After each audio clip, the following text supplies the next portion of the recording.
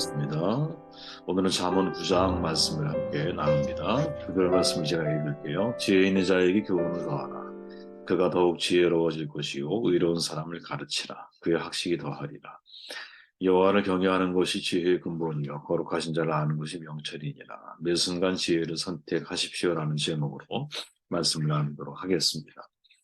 잠언의 목적, 우리로 하여금 지혜를 얻게 하려는 데 있죠. 우리가 잠언 1장 서두에 보면 아주 정확하게 그 메시지를 우리에게 전달하고 있습니다. 잠언을 이해하는 일은 바로 지혜의 본질이 무엇인가를 살펴보는 일이라고 할 수 있어. 그렇다면 지혜란 뭘까? 간단하게 말한다면 인생을 살아가는 기술, 정확히 표현해 보면 인생을 살아가는 전문적인 기술을 의미한다라고 이야기할 수 있겠죠. 그 지혜로운 사람이 인생을 올바로 살아갈 수 있다는 거예요. 다른 이들이 겪는 일반적인 문제들을 피해갈 뿐 아니라 통찰을 가지고 다양한 일들을 처리할 줄 안다라는 거죠. 지혜를 추구하는 인류의 오래된 갈망, 지금까지 지속이 되고 있죠. 지금도 미국 사회에서는 지혜는 매우 중요한 덕목으로 여겨지는데, 라디오 프로그램이나 혹은 신문의 칼럼 리스트나 지혜로운 조언을 구하는 청취자, 구독자들이 이제 그런 조언을 구하는 말을 이렇게 보내면 거기에 대한 어드바이스를 제공하고 있죠. 규모를 막론하고 수많은 회사들 역시 전문적인 컨설턴트의 도움으로 골치 아픈 문제를 해결해 나가고 있습니다. 세상도 이렇게 지혜에 대한 비중을 늘려가고 있는데 신학인은 어때야 될까? 이런 질문을 한 번쯤 던져보라는 것이 우리 스스로에게. 잠언에 따르면 지혜는 여러분 여호와를 경외하는 데 시작이 되죠. 세상 지혜와의 근본적인 차이점이 바로 여기에 있습니다. 여호와를 경외하는 사람은 그분의 말씀을 준수하고자 하죠. 여호와를 경외하는 마음에는 지혜가 시작된다라는 거예요. 그죠? 또한 잠언의 지혜는 공의와 동의어처럼 언급이 되거든요. 잠언 1장 서문을 보면 지혜와 공의를 추구하게 하려고 잠언이 지어졌다라고 밝히고 있죠. 1장 3절에 보니까. 지혜 있는 사람은 공의를 선택할 확률이 높다라는 거죠. 나아가서 잠언은 평범한 사람들이 맺는 관계를 하나님이 거룩하게 하신다라는 사실을 우리에게 알려주고 있죠. 그래서 그리스도인은 독불장군이 아니에요. 우리는 반드시 다른 지체들과 함께 공동체 생활을 해야 되는 거거든요. 잠언의 가치는 우리가 어떻게 이해해야 하느냐? 하나님이 우리에게 주시는 지혜, 하나님을 경외하는 것, 그리고 이 세상을 살아가는 과정 속에서 다른 사람과 어떻게 내가 인간관계뿐 아니라 정말 하나님 안에서의 바른 관계를 맺어갈 수 있을까? 여기에 대한 지혜를 우리에게 전해주고 있는 것이 잠언의 중요한 목적 가운데 하나라는 거죠. 그렇게 잠언은 여러분 항상 읽을 때 제가 처음에 말씀드렸듯이 1장부터 9장까지 우리가 오랜 시간 할애해서 말씀을 나누었잖아요. 그 이유가 뭐냐면 10장부터 마지막 장까지 해석하는 과정에서 이 1장부터 9장까지의 내용이 뼈대를 형성하고 있기 때문이죠. 하나의 안경처럼 다른 잠언을 이해하는 데 있어서 아주 중요한 기초적인 기초안을 우리에게 제시하고 있다는 거예요. 그러니까 잠언을 바르게 해석하기 위해서는 1장과 9장 속에 적용된 해석의 원리를 기억해야 하는데 그 원리는 보통 학자들에 의하면 네 가지 원리를 가지고 있다 이렇게 이야기를 해요. 첫째가 뭐냐? 하나의 교훈이 인생의 모든 상황에 적용되지 않는다라는 원리죠. 그러니까 잠언을 한 구절 딱 집어내서 이것만 가지고 이게 옳아 이렇게 말하면 안 된다라는 거야. 잠언 안에는 이제 우리가 볼 때 예를 들어 하라란 말이 있지만 반대편에서는 하지 말라라고 하는 동일한 메시지에 대해서 표현들이 항상 섞여 있기 때문에 모든 상황에 적용되어지지는 않는다. 하나의 교훈이 이걸 기억해야 한다라는 거죠. 스프롤 박사가 이런 말을 해요. 돌다리도 두드려보고 건너라. 라는 표현이 있다면 망설이는 자는 기회를 놓친다. 서로 상반되는 개념처럼 들리잖아요. 그죠? 그런데 이런 개념이 사실은 이 잠언 속에는 담겨 있기 때문에 우리가 하나의 교훈을 가지고만 모든 상황에 적용하려고 할 때는 어려움이 있다라는 거죠. 항상 기억해야 합니다. 둘째로 당면한 문제를 면밀하게 검토해야 한다라는 거죠. 이게 하나의 원리예요. 민수기 35장 9절 이하에 보면 이제 살인한 사람을 죽여야 되잖아. 사형을 시키잖아. 그죠? 근데 오직 사전에 계획된 살인 행위에 대해서만 사형을 명시하거든요. 그러니까 반드시 사건이 처음부터 이게 계획된 사건인지 아니면 우연한 사건인지를 조사해서 우연한 만약에 사건이라면 도피처에 사실 도피성에 거하는 방법이 있어야 되는 것이고 신약적으로 해석해 보면 구약에도 이제 도피성이 있지만 그러니까 그 사건의 모든 배우들을 명확하게 살펴야 된다라는 거죠. 그 잠언과 율법을 바르게 사용하기 위해서는 그 가르침이 적용되는 상황에 대한 올바른 지식이 요구된다라는 거. 그리고 세 번째는 뭐냐? 한 가지 교훈을 읽더라도 다른 교훈 또한 염두에 두어야 한다라는 원리예요. 이게 하나의 원리. 예를 들어서 여러분, 마땅히 행할 길을 아이에게 가르치라. 그리하면 늙어도 그것을 떠나지 않냐이라 교훈. 우리가 잘 하는 잠언에 있는 말씀이죠. 경건한 부모가 경건한 자녀를 양육한다라는 사실을 우리에게 알려줘. 그러나 잠언 전체는 뭐냐면 자녀가 올곧은 길을 떠나지 않으려면 그 자녀 편에서도 주의해야 할 교훈이 있다라는 거거든요. 그러니까 우리가 자녀에게 마땅히 행할 길을 가르쳐줘. 당연히 부모로서.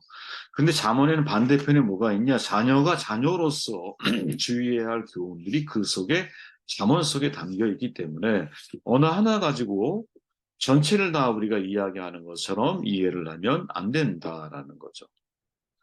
이런 우리 이해를 없이 마땅히 행할 길을 아이에게 가르치라는 교훈에만 집착하게 된다면 예를 들어 믿는 가정에서 사력이 있고 착실한 방법으로 아이를 양육하기만 하면 자동적으로 그 아이가 경건한 신자가 되리라고 하는 착각 할 수 있죠. 얼마든지.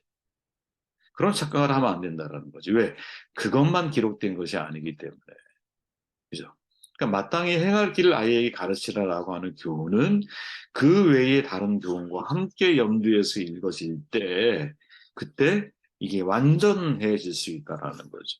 그리고 네 번째로 이게 참 제가 볼 땐 중요한 원리인데 마지막을 보면서 현실의 불균형을 이해해야 한다라는 원리가 잠언 속에 담겨 있다라는 거예요.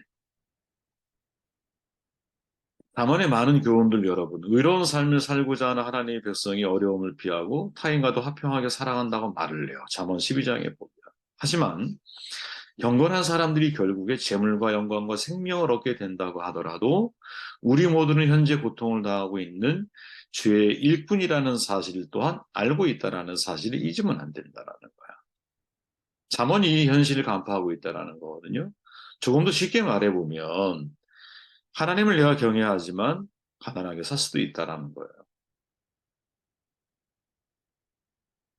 이게 잠언의 사실은 되게 중요한 어떤 우리가 놓치지 말아야 할 패턴이에요, 패턴. 우리가 세상에 재물을 가져다 주는 경우도 분명히 있다라고 말을 해요. 우리가 재물을 가져다 주는 경우가. 따라서 우리가 이러한 현실을 다루는 교훈에 대해서는 내가 이런 잠언의 양쪽에 다 걸려있는 말씀들을 이해하지 않은 채 오직 의인의 형통만을 다루는 구절만을 우리가 바라본다면 그에 맞지 않는 현실을 경험하게 될 때 좌절을 겪을 수밖에 없는 거지. 욥의 친구들을 한번 떠올려 보십시오. 그들은 욥이 죄를 지었기 때문에 현실에서 고통을 당하게 되었다라고 그럴 땐 판단을 하죠. 그때의 판단 기준들은 전통적인 지혜일 수 있고 자기의 신학적인 견해일 수 있고 자기가 살아온 지금까지의 경험일 수도 있어요. 어쨌든 이것을 바탕으로 해서 욥을 해석하는데 네가 어쨌든 간에 인과응보인 거야. 인과응보가 아니라면 이 문제가 해답이 없는 거야. 이런 입장에서 욥에게 다가가죠. 근데 정작 욥은 인과응보가 아니었잖아, 그죠? 이런 하나님의 섭리가 그 속에 있다라는 것. 우리가 어떻게 이것을 이해해야 할까? 신정론적인 측면에서만 바라보면, 그러면 이것은 굉장히 불편하고 어려운 문제인 거죠, 여러분. 잠언은 여러분, 현재의 삶에 대해서 무조건적인 성공을 약속하지 않아요. 또 의인의 최종적인 형통이 보장되어 있지도 않아요, 사실은. 네.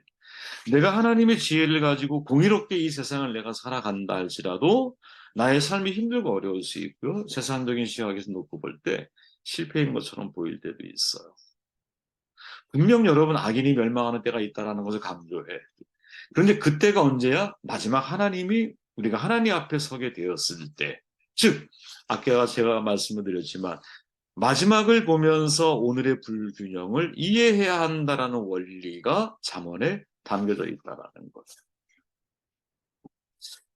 지금 우리가 예를 들어서 자발적인 가난을 추구할 수도 있고요. 또 목회자의 길을 걸어간다라는 것, 선교사의 길을 걸어간다라고 하는 것은 사실은 그 속에 이 세상이 줄 수 있는 여러 가지 풍요나 여러 가지 즐거움이나 여러 가지 어떤 그 감각적인 만족들이 있잖아요. 그런 모든 것들을 우리는 사실 포기하고 가야 되잖아요. 그죠?